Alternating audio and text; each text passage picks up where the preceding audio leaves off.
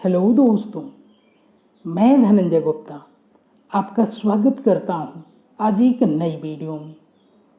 आज के इस वीडियो की हमारी टॉपिक है सल्फ्यूरिक अम्ल की रासायनिक गुण, chemical properties of sulphuric acid.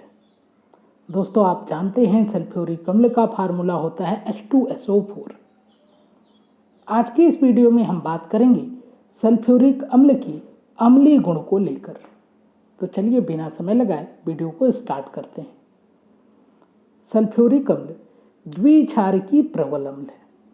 दोस्तों, आप जानते हैं कि द्विक्षारकी का क्या अर्थ है। आप जानते हैं कि किसी अम्ल के एक अणु के आयनन से जितने हाइड्रोजन आयन उत्पन्न होते हैं, उस अम्ल की क्षारकता उन हाइड्रोजन आयनों की संख्या के बराबर मानी जाती है। यदि हम सल्फ्यूरिक अम्ल के एक अणु को लेकर इसका आयनन कराएं तो इससे 2 हाइड्रोजन आयन उत्पन्न होते हैं, अर्थात सल्फ्यूरिक अम्ल की क्षारकता 2 होगी और इस आधार पर इसको हम द्विक्षारकीय अम्ल कहते हैं। दूसरी बात, आप जानते हैं सल्फ्यूरिक अम्ल एक खनिज अम्ल है और खनिज अम्ल प्रायः प्रबल अम्ल होते हैं। तो हम इस आधार पर कह सकते हैं सल्फ्यूरिक अम्ल द्विक्षारकीय एवं प्रबल अम्ल है। क्लियर है बात। जलीय विलयन में सल्फ्यूरिक अम्ल का आयनन 2 चरणों में होता है। पहले चरण में सल्फ्यूरिक अम्ल का अणु आयनित होता है तो इससे एक हाइड्रोजन आयन और एक बाइसल्फेट आयन बनता है, जिसको आप हाइड्रोजन सल्फेट आयन भी कहते हैं। इसके दूसरे चरण में जो यहाँ पे बाइसल्फेट आयन है या हाइड्रोजन सल्फेट आयन है, यह पूरा टूटता है और इससे एक नया हाइड्रोजन आयन और सल्फेट आयन, जिसका फार्मूला SO4 होता है, यह बनता है।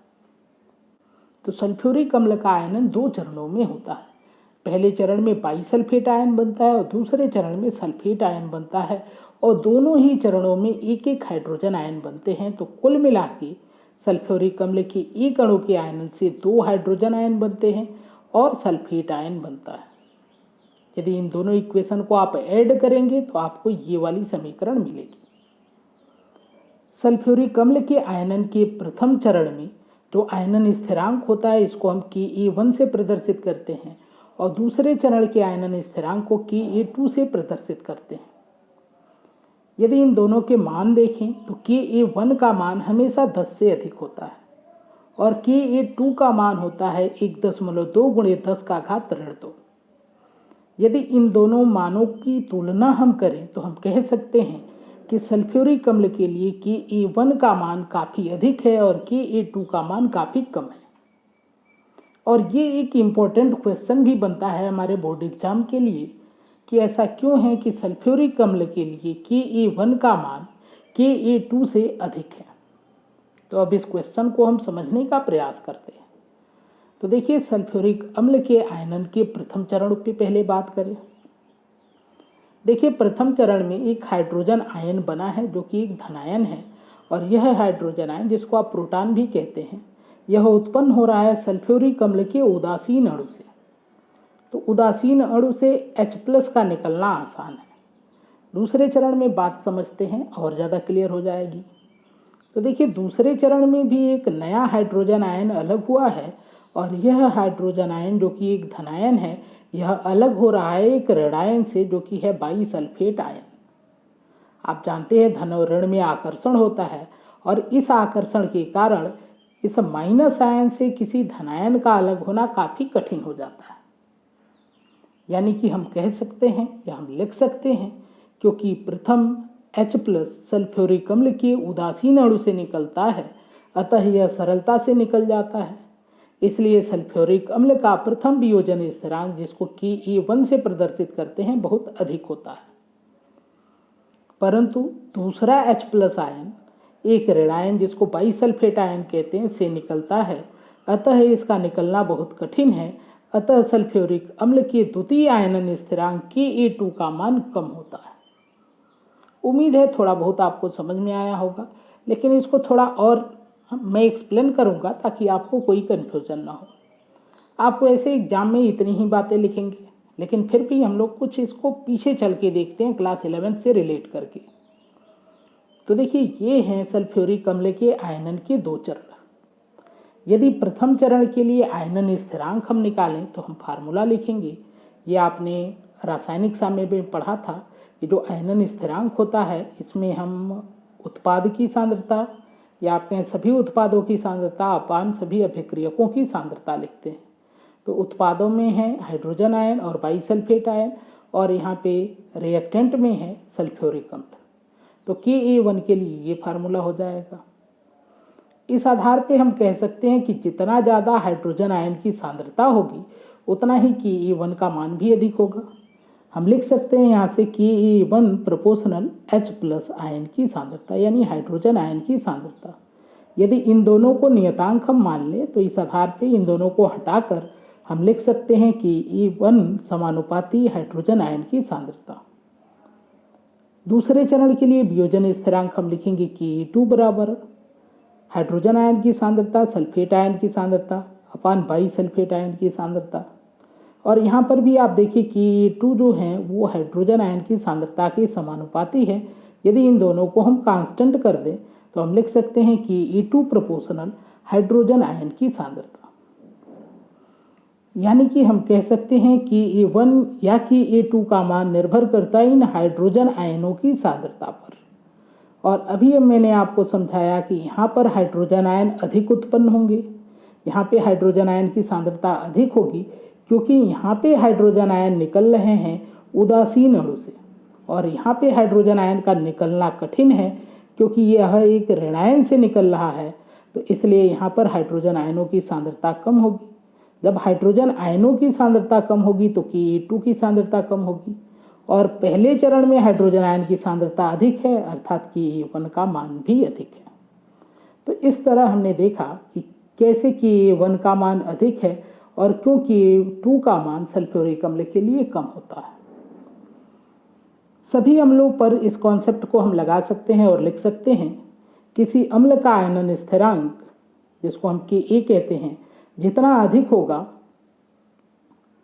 या किसी अम्ल का आयनन जितना अधिक होगा Ka का मान भी उतना ही अधिक होगा और अम्ल की प्रबलता भी उतनी ही अधिक होगी। आप जानते हैं जितने ज़्यादा हाइड्रोजन आयन अम्ल बनाएंगे वो उतने ही प्रबल अम्ल कहलाएंगे।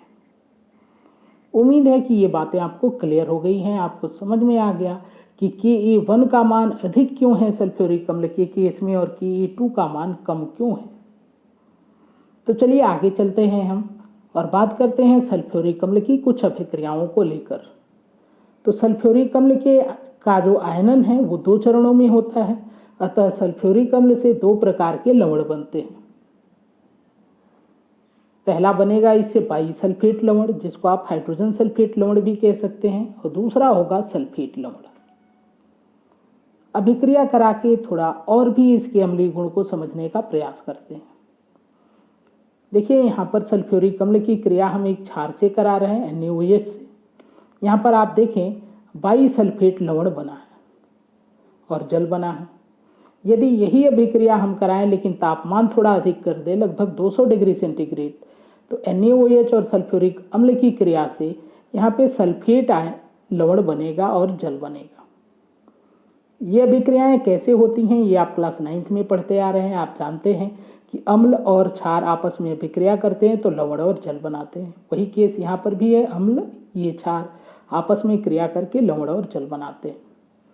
दूसरे तरीके से आप समझ सकते हैं, सोडियम ने हाइड्रोजन को विस्थापित किया तो बन गया Na2SO4। यहाँ पर सोडियम ने केवल एक हाइड्रोजन को विस्थापित किया क्योंकि ये रूम टेम्परेचर पे था, तो रूम टेम्परेचर पे सोडियम बाईसल्फेट लवण बनता है और 200 डिग्री सेंटीग्रेड के आसपास टेम्परेचर रखने पे सोडियम सल्फेट लवण बनता है। तो यहाँ से दोनों हाइड्रोजन विस्थापित होगा तो जल भी 2 बनेंगे, यहाँ से एक हाइड्रोजन विस्थापित होगा तो जल का एक अणु बनेगा। अब बात करें किसी ऐसे धातु की जिसकी संयोजकता 2 हो, तो जो द्विसंयोजी धातुएं होती हैं वो केवल सल्फेट लवण ही बनाती हैं, ये बाईसल्फेट लवण नहीं बनाती हैं। जैसे मैग्नीशियम सल्फ्यूरिक अम्ल से क्रिया करेगा तो मैग्नीशियम सल्फेट बनेगा और हाइड्रोजन गैस बाहर निकलेगी। ये भी अभिक्रिया आप क्लास 10th में पढ़ चुके हैं कि जब कोई धातु अम्ल से क्रिया करती है तो लवण बनता है और हाइड्रोजन गैस मुक्त होती है। इसी प्रकार यदि जिंक अभिक्रिया करे तो इससे भी सल्फेट लवण बनेगा। तो देखिए यहाँ पर धातु अम्ल से क्रिया किया तो लवण बना और हाइड्रोजन गैस बाहर हुआ। ये सब अभिक्रियाएं क्यों हो रही हैं? क्योंकि सल्फ्यूरिक अम्ल अम्लीय प्रकृति को प्रदर्शित कर रहा है। अम्ल की दूसरी बात ये होती है, दूसरी विशेषता होती है कि जो अम्ल होते हैं वे कार्बोनेट से कार्बन डाइऑक्साइड गैस को उत्पन्न करते हैं। तो यदि यहाँ पर हमने क्रिया कराया तो यहाँ पे देखिए सोडियम सल्फेट बनेगा, कार्बन डाइऑक्साइड और जल बनेगा। अभिक्रिया कैसे हुई इसको यदि आप समझने का प्रयास करें तो सोडियम ने हाइड्रोजन को विस्थापित किया तो इससे बन गया Na2SO4। यहाँ से अलग हुआ हाइड्रोजन और यहाँ पे बचा है कार्बोनेट, यहाँ पे H+ के रूप में निकल रहा है, यहाँ पर कार्बोनेट CO3 के रूप में है। ये आपस में जुड़कर बनाते हैं कार्बोनिक अम्ल और कार्बोनिक अम्ल बहुत ही दुर्बल होता है, यह तुरंत ही टूट जाता है जिससे बनते हैं कार्बन डाइऑक्साइड और जल। क्लियर है? तो ध्यान रखें जब कार्बोनेट की अवस्था होगी तो यहाँ पे बाई सल्फेट लवण नहीं बनेगा, सीधा सल्फेट लवण बनेगा। इसी प्रकार अम्ल का गुण होता है कि यह बाई कार्बोनेट लवण से कार्बन डाइऑक्साइड गैस मुक्त कराते हैं। तो देखिए सल्फ्यूरिक अम्ल एक अम्ल है, इसकी अभिक्रिया हमने करा दिया बाई कार्बोनेट लवण से, सोडियम बाई कार्बोनेट से। तो यहाँ पर भी क्या हुआ, सोडियम ने हाइड्रोजन को विस्थापित किया, सोडियम सल्फेट बना, यहाँ से अलग हुआ हाइड्रोजन, यहाँ पे बचा है HCO3, इससे जुड़कर कार्बोनिक अम्ल बनाएगा और जिसके अपघटन से कार्बन डाइऑक्साइड और जल बनता है। तो ये सब अभिक्रियाएं आपने क्लास 10th में पढ़ी है। आपने पढ़ा है कि अम्ल क्षार से अभिक्रिया करके लवण और जल बनाते हैं, धातु अम्ल से अभिक्रिया करके लवण और हाइड्रोजन गैस मुक्त करती हैं, और कार्बोनेट या फिर बाइकार्बोनेट लवण अम्ल से अभिक्रिया करने पर कार्बन डाइऑक्साइड गैस मुक्त करते हैं। तो दोस्तों ये हैं कुछ अभिक्रियाएं जहां से आप समझ सकते हैं सल्फ्यूरिक अम्ल के अम्लीय प्रकृति को। ये थी आज की वीडियो। उम्मीद है आज की वीडियो आपको पसंद आएगी। यदि वीडियो पसंद आए तो वीडियो को लाइक करें, हमारे वीडियो को अपने दोस्तों के साथ शेयर करें, इस चैनल को सब्सक्राइब करके बेल आइकन को प्रेस कर लें। वीडियो में यदि आपको कोई कमी दिखती हो या वीडियो से संबंधित आपका कोई विचार हो तो उसको कमेंट बॉक्स में ज़रूर लिखें। आज की ये वीडियो देखने के लिए, हमारे इस चैनल से जुड़ने के लिए आपका धन्यवाद।